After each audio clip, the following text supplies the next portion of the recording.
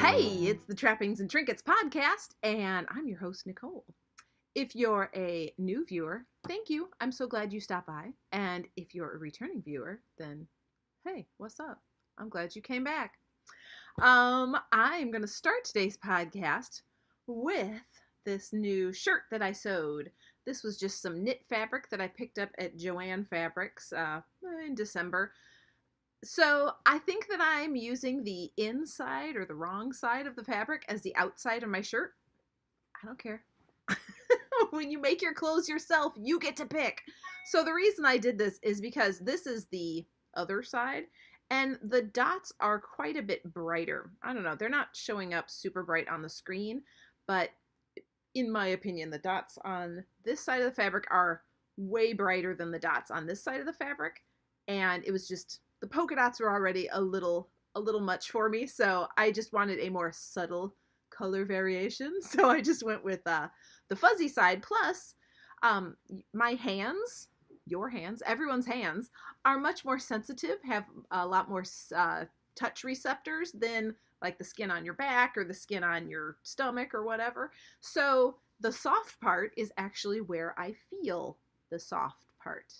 Like if it was just against my stomach or my chest or my back all day, you kind of stop feeling it. So when it's on the outside, you actually get to feel how fuzzy and nice and warm your sweatshirt is. So that's why I used my fabric probably inside out. But anyway, I filmed while I was drafting the pattern for this sweatshirt. I filmed it because I ended up not using the store-bought pattern. I decided that I wanted to model the fit of this shirt off of an existing sweater that I have. So I thought I would film that and share it with you. So here is how I made this nice cozy sweatshirt. Hello!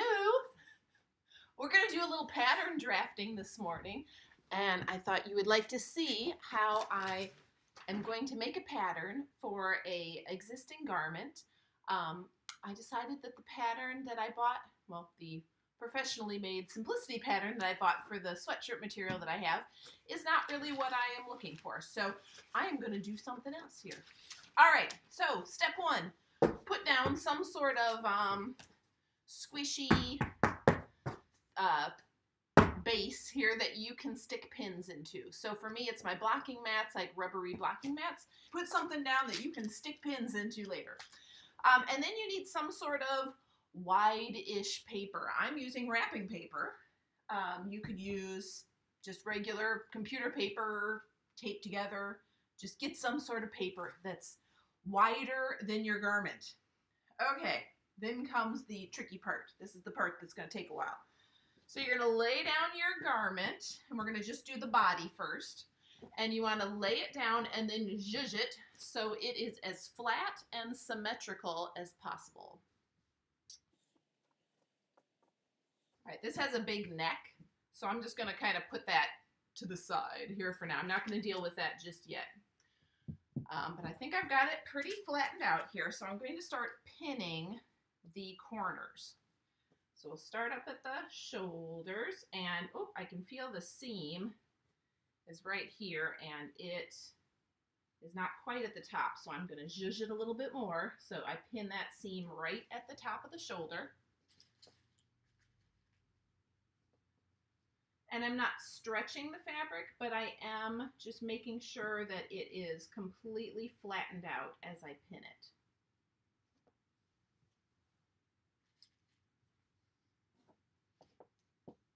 Same thing with the armhole, making sure that it's totally flat and trying to get that side seam. Actually, this doesn't have a side seam, so I'm trying to get that side corner so that the sleeve kind of makes a J, or on this side, a reverse J.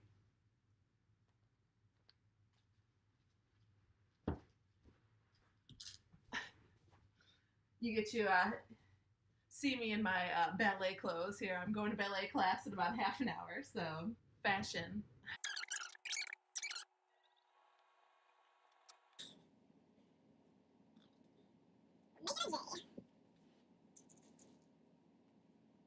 All right, so I've got the sides. and the bottom. Pin those down too. Got the shoulders. Okay, the only thing I have not dealt with is the neckline, and that's step 2. So right now, we're just going to do the other areas. So I've got it pinned down. Now I'm just going to trace it. You can use a pencil or a pen. I looked for a pencil. My children have stolen them all. I don't know where our pencils are in this house. So, whoops, I've got one shoulder way higher than the other. And actually, now that I look at this, I'm using wrapping paper that has squares on the back. That makes it really nice for what I'm doing here, because I can definitely tell if one side is like way off from the other side. So I would highly recommend using wrapping paper with squares.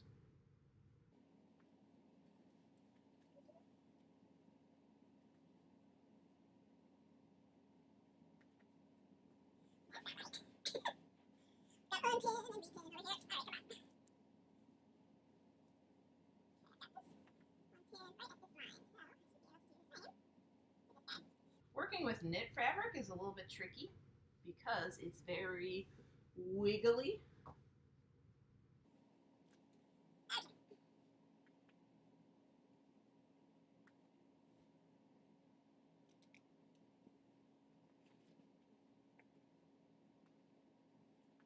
Okay, I still have a little bit of a weird wrinkle on this side, but we're not going to worry about that because eventually we're going to fold this over and make it symmetrical. So, okay, now I'm ready to trace these parts, and I'm just kind of going right outside, and right now I'm not worrying about seam allowances. Yes, that is something you have to deal with, but we don't have to deal with it right this minute. This is just kind of a rough tracing.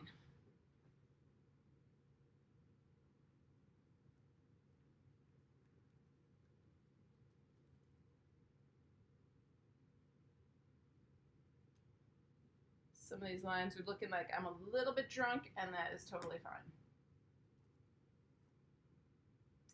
Okay. So now I have the bottom, the sides, and the shoulders traced.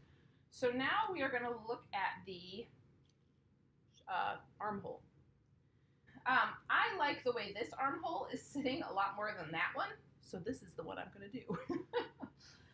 So basically I'm just taking pins, and I am just going to go right along the seam here to make the J. And you don't want to make any mistakes here because you're using these dots that you're creating with the pins to eventually draw a line. So try not to mess it up. And as it curves down more towards the armpit, you want to use more pins so that those dots are closer together. So there are all my pins in the arm seam. And then you're just going to take them right back out. Taking them out. And that will leave this trail of dots that now we're going to trace.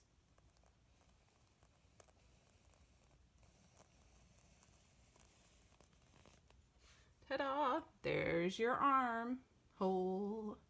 Then we're going to do exactly the same thing for the neckline. This one is, okay, so this shirt has a different neckline in the front and in the back. So the back neckline is taller, so we're going to do that one first. The easiest way for me to get at this back neckline is for me to kind of look inside the collar. So I'm just kind of, I'm going to have to zhuzh it around as I stick these pins in.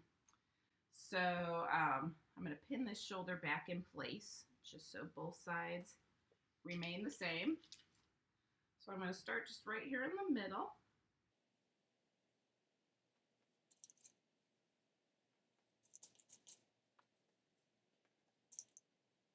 Actually, we're not going to create the front neckline until quite a bit later in this process. Just because in the end, it really is going to be easier that way.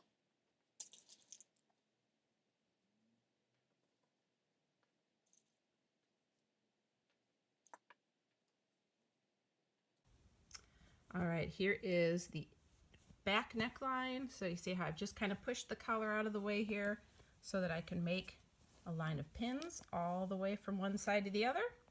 And then again, we're just going to take these out.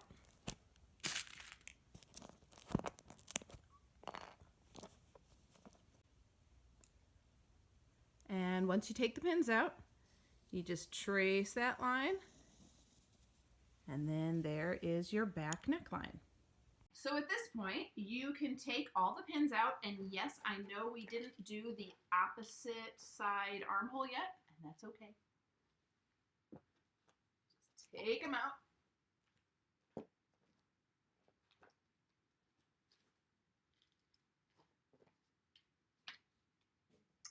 We don't need to do the opposite side armhole, but we do need to do a sleeve. So I'm just going to roll this paper up for a minute and get us some new paper, like so. Or make sure we're not late for ballet class yet, and we're not. Okay, so here is that sleeve. And this fabric is very nice because it's not see-through, but if I hold it up to the light, it kind of is see-through.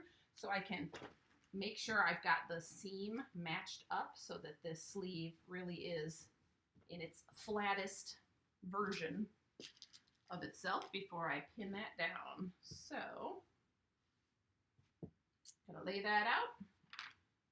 Start over here at the arm seam.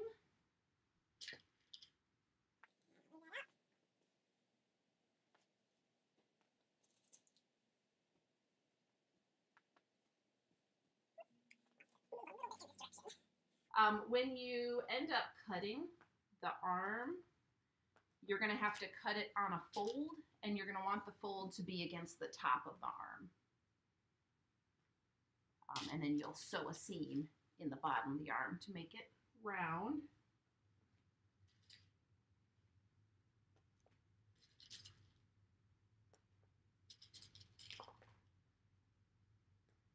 Okay, so there is most of it pinned out, and then we have to go into this J on the armhole.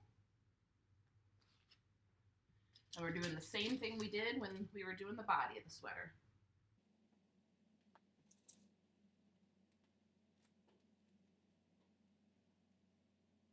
We are going to trace the 3 sides, the top, the cuff, and I'm going to label this for myself top. That way I know where the fold should be, and the bottom of the sleeve. Then you take these pins out, and then we're going to trace the dots to make the seam side that sews into the armhole.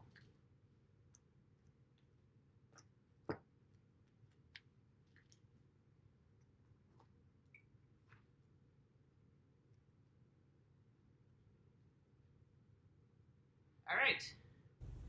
So now I have my sleeve down there, and the body is up here. All right, it's time to cut. So you're gonna get yourself some scissors, and first we're gonna make this less tempting to my cat. Hey, get off the paper, come on. Of course he wants to help. Maybe if we give him some wrapping paper, then he'll leave us alone. All right, so this is nice thin wrapping paper, and I almost don't even have to cut it. I just kind of tear it with the blades. All right, the only place I can't cut yet is that second armhole. That's okay.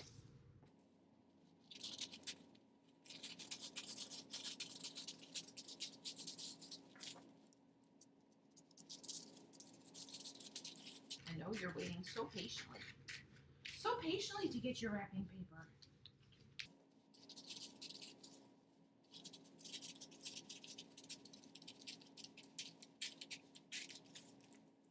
Here it comes. You ready?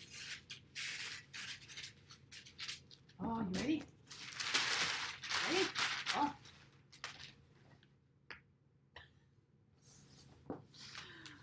Okay. Over here on the other side, we can do the side. And there's where the trail ends. I do not have any other lines to cut. So what I'm going to do, and this is to make sure my pattern is symmetrical, because nobody wants weird hunchback clothes, right? We're going to fold it over, and we're a little bit off. All right, if I was super off, I would, you know what I'm going to do? Okay, I'm off enough that I don't like what happens when I try to line this up. So there's an easy fix there. I'm going to try to locate the center of my garment. And that needs a ruler. So if you were a lucky person who wasn't very off, what you could do is just fold it over, match up the places that you have cut, and then cut that extra armhole based on what this armhole looks like. But mine is quite a bit off. So instead, here's plan B. I'm going to locate the middle of my neckline. And mine is 11.5 inches from shoulder to shoulder, like the start of each shoulder. So that means I need to go 5 3/4 inches in.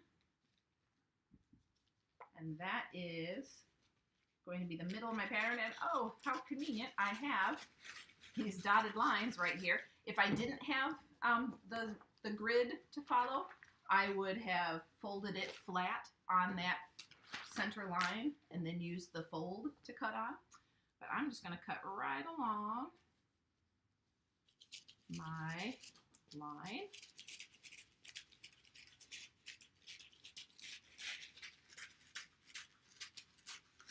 Okay, so this right here, this is half my body.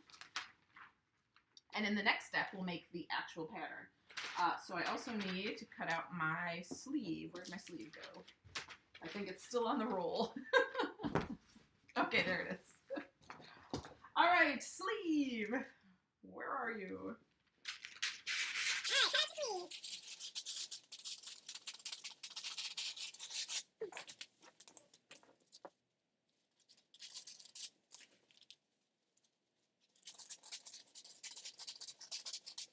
I'm losing my label for the top part here.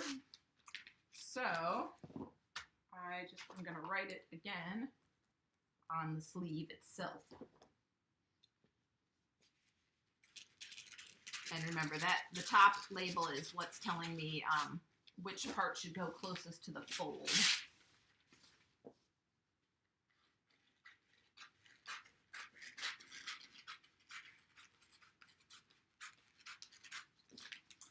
All right, now I have a sleeve.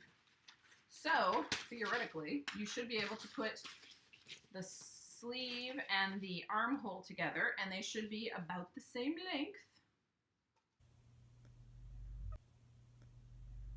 All right, so when you lay out your arm and your sleeve, you should make sure that your arm and your sleeve are about the same length, which I did really well on. But I don't love how there's not a curve on the edge of this sleeve. So I'm going to fix that in step 2. All right, step 2. Now, here is where we're going to make the real pattern.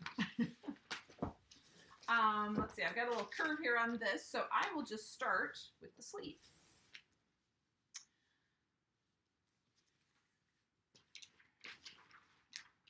Okay.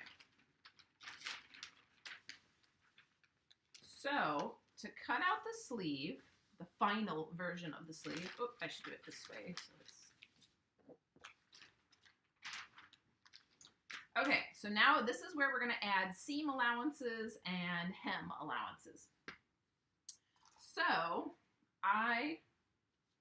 to me, this curve looks a lot more like a correct garment curve than the way my sleeve ended up here. This ended up very flat as far as I'm concerned. Wait a minute, do I have it right?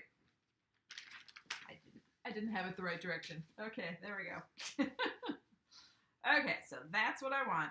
So I am gonna use this curve as the template for the actual arm side of the sleeve, and I'm moving it away about a half inch or so to give me a little bit extra room there. So that's how I'm making my sleeve allowance. So I traced that curve. You see how I've got a little space in there. So I've done tracing my curve here. It needs to extend a little bit past because remember we need some seam allowances. So I'm just going to kind of follow the projection of that curve. And then I'm going to start tracing this about 1/4 of an inch, 1/2 of an inch out.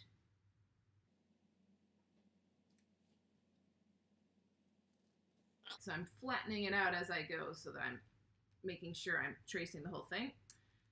And then on this side, I'll do the same. And let me tell you, my lines do not look great. You could use a straight edge if you were a fancy person. I'm going to kind of fix that when I'm cutting. Now at the end here, I always feel like my store-bought garment sleeves are just a little bit shorter than I would like them. Like even the shirt is brand new. It's not been washed at all. So to me, like the sleeve should be a little bit farther. It's really more like a bracelet length, especially when I like move my arms. So I'm gonna make these a little bit like extra long arms. This sweater does have long enough arms for me, but I want them a little bit longer. Plus, you need to leave some extra fabric to turn under when you hem it. So I'm gonna go, I would rather go way too long. So I don't know, this looks like about 2 inches. So that might be too much. And that's fine, like it's easy to cut off a little bit extra fabric if you feel like your arms are too long. But I would rather do that than come up short. So now I've got my new sleeve. And for the body here, oh, I can't quite, well, no, I can't fit it on that way. So I'm gonna cut this sleeve off.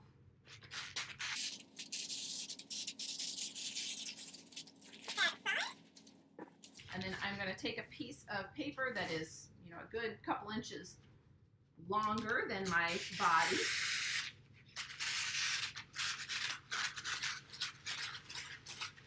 And I'm gonna fold that over. And I'm gonna fold it over so the side that I want to write on is facing up.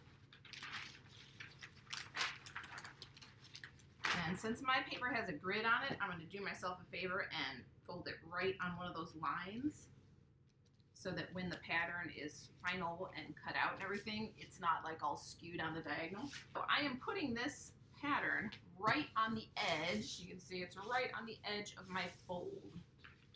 Oop. If I can get my fold to stop being all willy-nilly. Come on, fold. All right. There we go, right on the edge. And just to keep things in place, I think I'll stick a pin in it. I better put a couple in, otherwise it'll shift. One for that side, and one for this side. And I'll put one there for the armhole. Okay. So we are going to do the same thing here. I am just tracing the curves of this pattern and leaving about a 1/2 inch, I don't know, 1/4 inch. I'm leaving an even space all around. I don't know how many inches it is.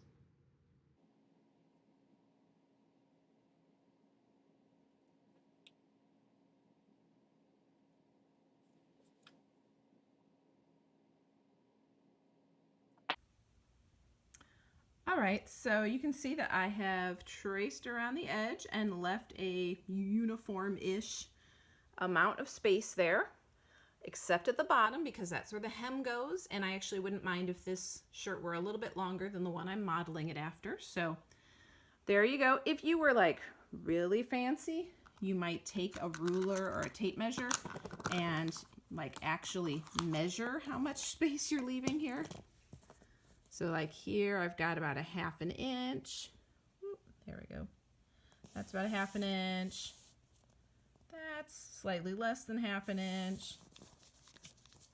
That's about 1/2 inch. Okay, so I've got a pretty good eye for this. If you feel like you're a little bit, maybe you don't have quite as good of an eye, you might want to use a ruler. Final step in making your real patterns is that you want to cut out what you just made. So I'm trying to carefully keep this folded. So I'm cutting out both sides the same, and this is how you're going to get symmetrical patterns.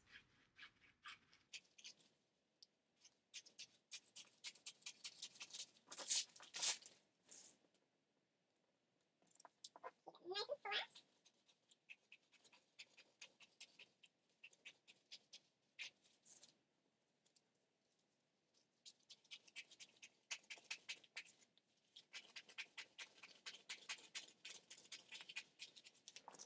This one, other end.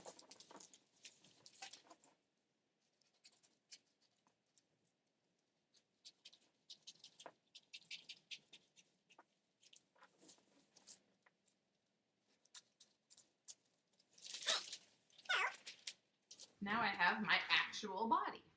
Ta-da! And we do the same thing with the actual sleeve.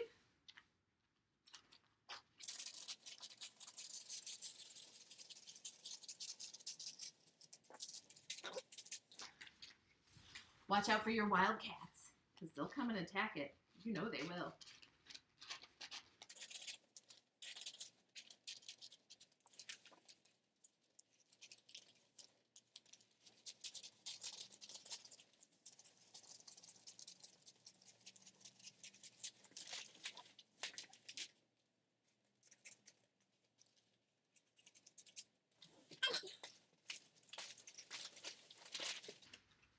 Then I'm going to find my old arm so that I can figure out which side is supposed to be the top.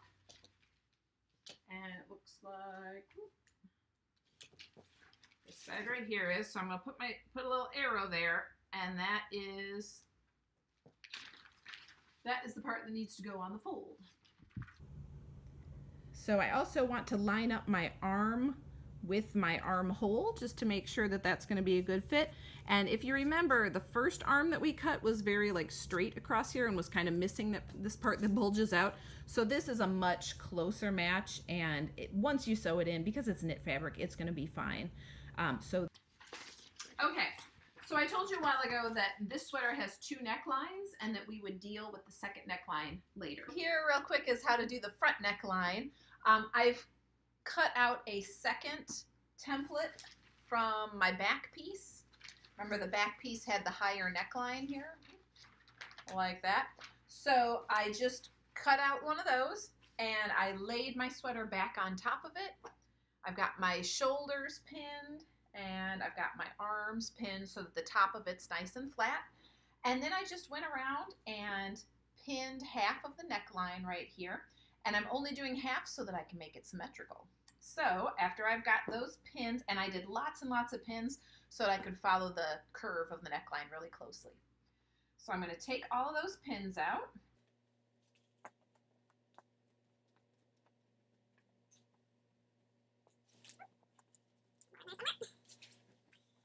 That gives me, well, you probably can't see it. You can't see it just yet, so I will trace this. Oh, by the way, I also folded this exactly in half so that I can tell where the midline is on it. And starting at that midline, I'm going to trace these pinholes to do half the neckline.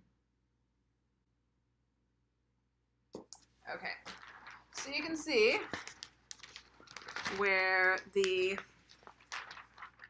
I didn't cut out the neckline from the back. I just kind of left it there where I had traced it. That's the higher neckline here. And so then you can see on this side where I've got the lower neckline, and that's going to be for the front. So after I've got that traced, I'm going to fold this in half again, but I'm going to fold it so I can see my line.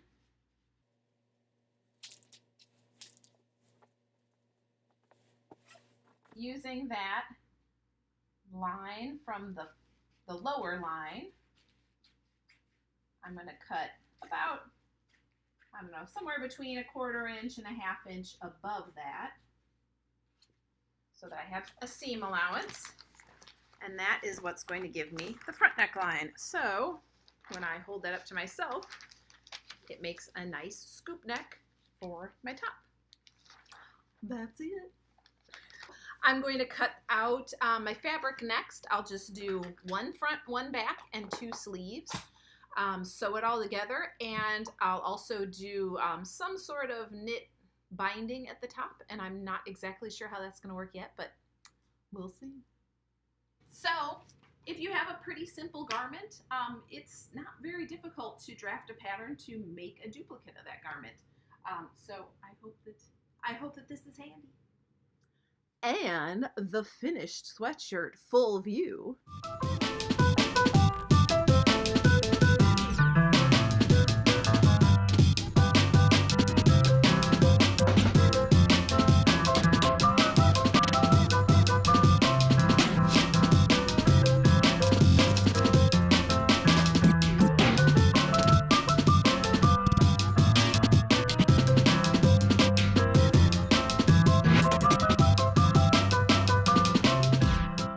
So the one thing that I learned on this project was working with a twin needle.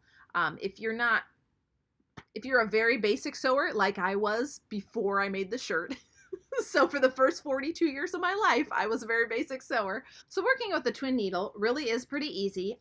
Basically, you just take your sewing machine needle out of the machine and you put in the twin needle there. So as you can see, it still has the same little spike that all of your needles have that go into the machine, but then it has 2 needles that come out of it, and they are just normal sewing machine needles. They just, they have the eye like every other sewing machine needle does. So basically, you are just threading 2, I don't know, not sure what they're called, the upper threads, like not the bobbin that comes from the bottom of the machine, but the spool that is attached to the top of the machine. You need 2 of those. Now, on most machines, there's only 1 little spike to put your thread on. So you could either wind that thread off onto 2 bobbins, and you could put both of those on the little spike. I'm not sure how tangly that would have the potential to get, but I've seen that suggested on the internet. But anyway, I went a different route. I went ahead and just bought this little guy. And what this is just another little post that you can put your thread on. So I just wound some thread off onto this bobbin. You put it through the little noose there. And then this sits behind your sewing machine. Kind of like you would put it over to the right on the table behind where your thread is coming off the machine. And then you just bring this forward and bring it over the top of the machine, and you just thread it right through the machine, right along with the other top thread. And then when you come to the part where you're threading the needle, one of the threads goes into one side, and then the other thread goes into the needle on the other side. So this just sits there, and it just feeds the thread. And what this does is it makes this sort of, okay, so see this sort of seam? You see this on knit clothing all the time, like store-bought knit clothing. You basically have 2 options. You can use a zigzag stitch, or you can use this kind of stitch.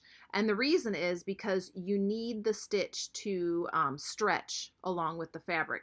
You can use a straight stitch on more firm fabric because the fabric is not going to stretch very much when you go to put it on. But the knit fabric stretches quite a bit, and you don't want those stitches to break when you stretch that over your head or when you pull on the hem of your shirt or whatever. So you have to use a stretchy stitch. So if you don't want it to be a zigzag, this is your other choice. So you can see how there's two parallel lines on that stitch, and then on the other side, can you see that very well? So it's like a tiny zigzag on the other side. And by the way, knit fabric, I don't finish it off. Like, it's not going anywhere. On the interior seams, I did, especially around the armhole, I did go around those a second time with a zigzag stitch just to really secure that, because I wasn't going to turn it under or anything. Like, it's just an unfinished edge. So that zigzag kind of helped finish off the edge a little bit more. But it really was easy. Like, as long as you have the right equipment, which is a twin needle, twin needle, and this little thread stand.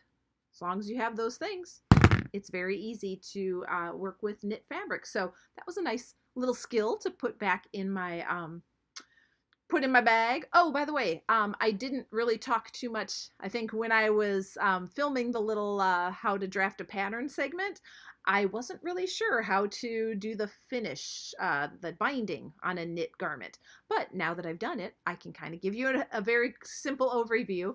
So when you are doing a neckline, or sometimes you might want to put a binding cuff on a sleeve, what you do is you cut a strip of fabric. My fabric, I want to say it was about 3 inches wide or 3 inches tall, and you're supposed to cut it about 80% the width of the length that you're trying to bind. I gave myself a little extra since it was my first try. I thought I can always cut off extra, but it's hard to put more fabric on if I run out. So I think I cut it about the same length as the neckline, and then I ended up cutting off about probably 3 inches. So it probably was 80 to 90%. So you just cut that strip, and you want the strip to stretch. You do not want the stretch to be going this way. You want the stretch to be going in the direction of the neckline. So what I did was I found the center of my strip. I put that at the center of my neckline, and I started sewing. And as you're sewing, you do not want to stretch this fabric. You do want to stretch this fabric. And it's hard to describe like how much to stretch it. I would just say, get some scraps. That's what I did. I got a couple scraps. I practiced a couple times before I actually did my garment so that I could kind of see what different amounts of stretch looked like on a finished garment. So I would just encourage you to practice. So hold the two, pin them right sides facing. You want to stretch the top fabric, which is going to be the neckline fabric, and do that all the way around. Come back to the center, do the other side, and then you're going to turn it under, and ta-da, here. So now you can see that's the wrong side. This is the right side. So you just take this fabric, flip it over, pin it, and then go right around the whole thing with this finishing stitch. Does that make sense? I'll put a little link to the tutorial that I used in the show notes. So if you're interested about this, there is a blogger. She blogs under the name So Can She, and she has some really good sewing tutorials. So if you are interested in binding a edge, go ahead and use it. The only thing I changed from her tutorial, and I learned this from using scraps and trying it different ways, I believe she said that she cuts her bindings to be 1.5 inches tall. That was not enough. I wanted this to be a wider neckline. I didn't want it to be really skinny. So for me, I need about 3 inches tall instead of 1.5 inches. So you need to experiment, see what you want to do, and you can that's the nice thing about making your own clothes. You can make them however you want. Shall we get to some knitting? I tell you, like the last podcast, it was just all stories. Like I had barely any knitting, definitely no sewing.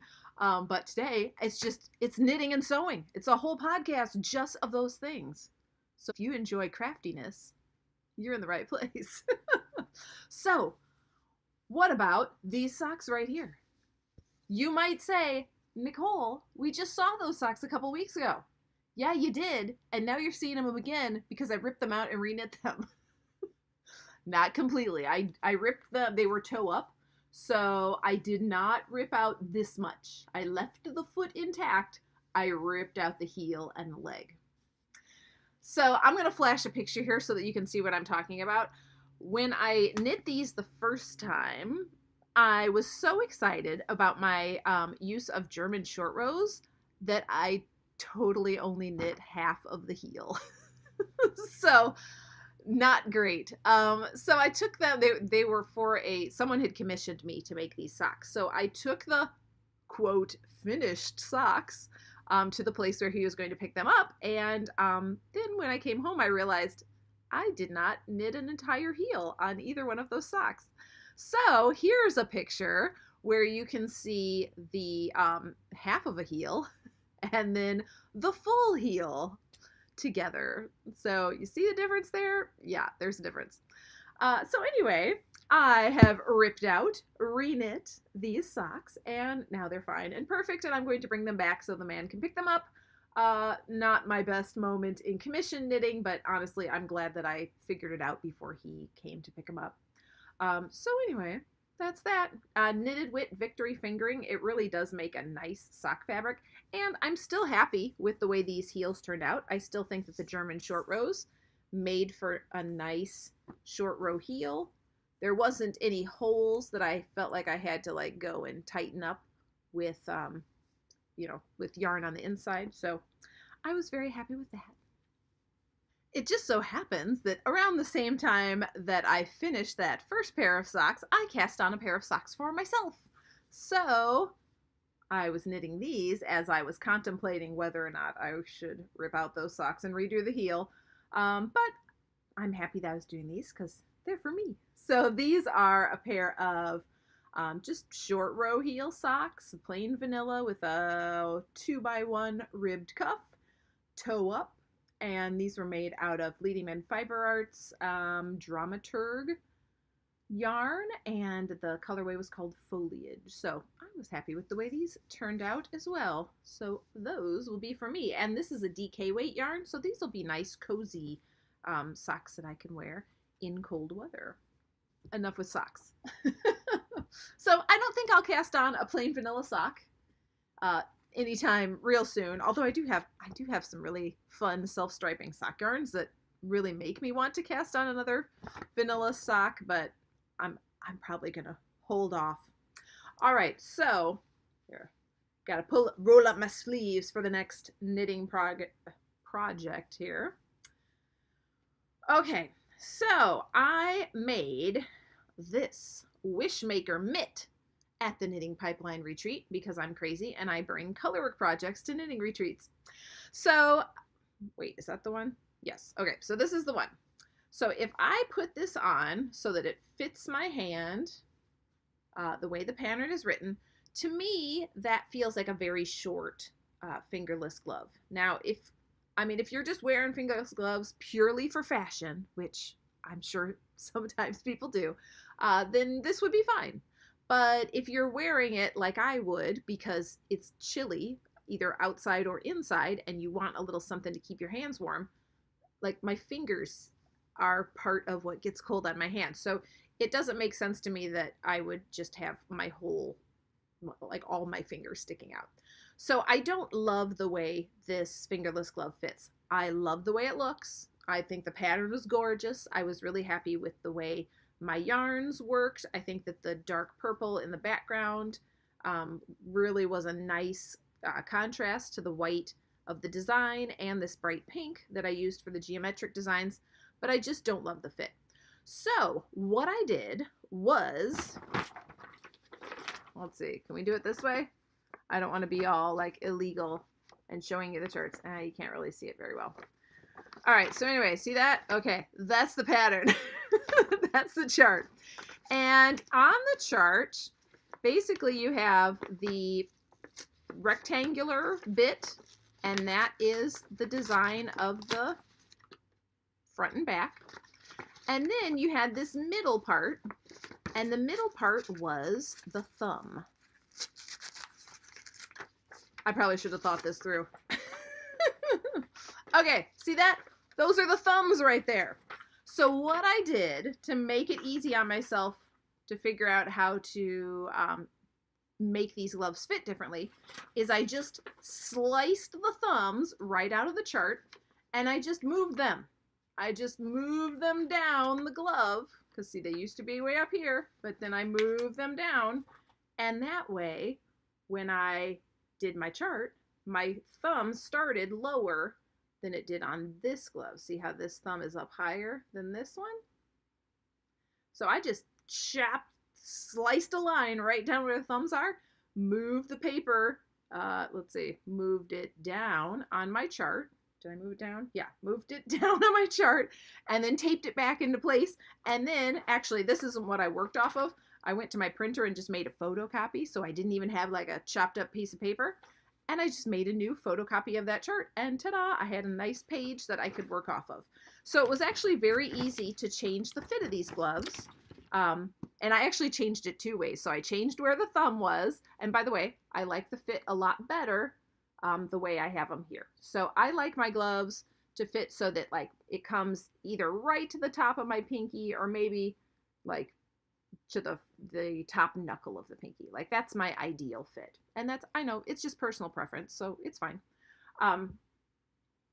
But let's see, the other way I changed the fit was that I could not for the life of me get 30 stitches over 4 inches with anything. Like to me, that's almost like lace weight yarn. My fingering weight gauge is typically in the 24 to 26, 27 range. Anything smaller than that is really hard for me to get. And I was doing these on a size 1. So, you know, I do have a size 0 needle. I could have done that. But it was just a lot. Like I was so far off that it was easier for me to just try to figure out how to modify the pattern. So what I did was I couldn't modify this picture because that chart, like it just has the number of stitches it has and I'm not going to try to modify that. What I could do was modify the palm part of the chart. So actually what I did was just take 8 stitches out of the palm. So this dandelion picture, it wraps around my arm just slightly on either side. So see how when I turn my hand to the side, like this line maybe should be right on the, well, I don't know, it's probably hard to see on the screen. It's just a little, the front of the glove just wraps a little bit around, but it doesn't bother me at all. Like it looks fine as far as I'm concerned. So I just took 8 stitches out of the palm because that's what the repeat was 4 stitches, I believe. So I just took a multiple of 4 and it was very easy to modify. So I'm very happy with the fit of this one and I will tear this one out and redo it so that I have 2 that match. And that's my plan. I think I maybe modified the cuff a little bit too. I think I put a couple extra rounds of rib on the bottom and maybe on the thumb. I don't really remember. But anyway, I still need to block this. That hasn't been blocked. This one has. But anyway, I really like the pattern. Wishmaker mitts. Go knit it yourself. Maybe move the thumb down. Oh, I moved it down, I think 15 rows. And again, there is, like, you could figure out exactly how many rows. Like, maybe it should have been 16 or 14 or something like that. I didn't care. It looked fine. I was not worried about exactly where to move the thumb. I just moved it where I wanted it to be based on fit. So my last project is not finished. It's actually just cast on last night.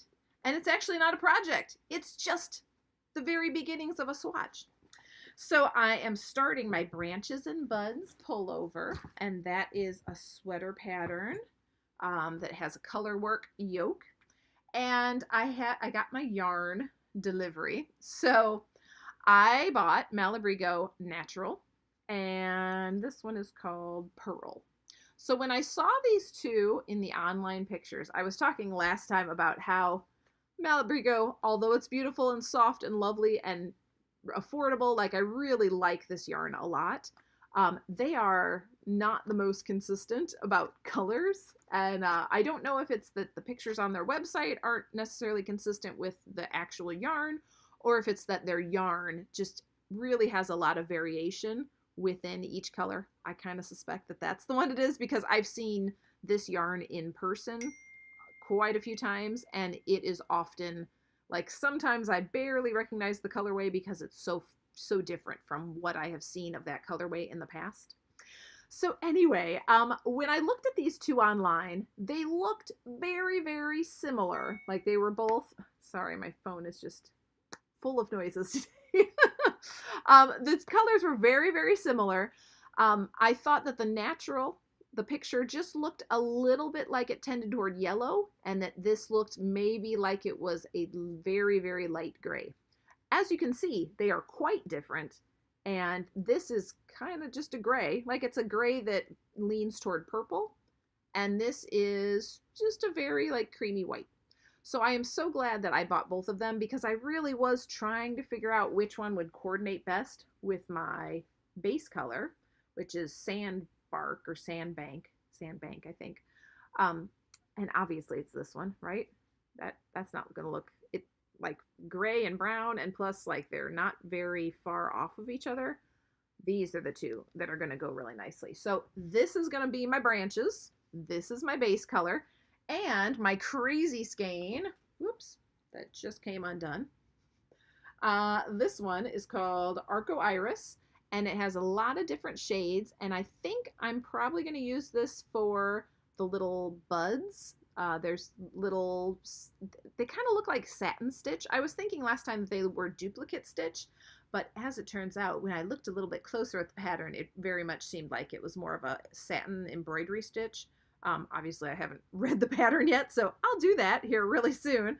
But I probably am going to use this yarn for those buds, because that way I won't have to have a million ends to weave in. But we'll see. We'll see how that goes. Okay, so Arco Iris. It's really pretty.